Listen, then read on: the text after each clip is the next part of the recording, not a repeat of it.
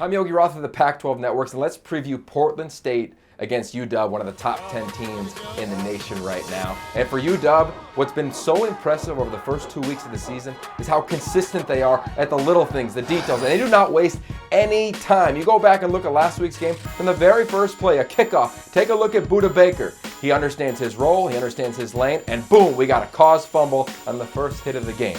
And of course, UW on the opposite side, they get the ball back first.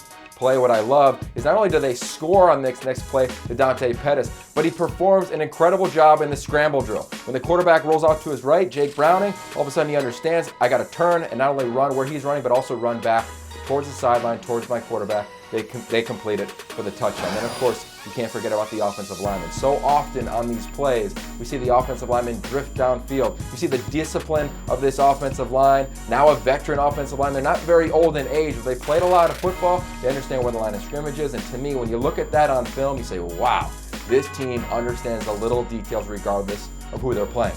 What I love even more is you come back in the very next kickoff, and how about Keyshawn Vieira? Are you kidding me? That kind of hurts you when you just watch it on tape. This team is playing with an incredible ferocity, tenacity. They're getting after it. And then we watch Jake Browning, the second-year starter, make what I think is an NFL throw. Very rarely in college football do we see out routes. Most teams don't practice them. Most teams don't throw them. You don't even see them all the time in the National Football League. Jake Browning and John Ross, thank God he's back, make it look easy. If you're scared of his speed, which all of us are, you're going to play off coverage. If Portland State does that, we'll throw this out route all afternoon long. I can't wait for this game. Going to be calling it on the Pac-12 Networks. 5 o'clock Pacific, Portland State, UW. They finish off their non-conference schedule against the Portland State Vikings.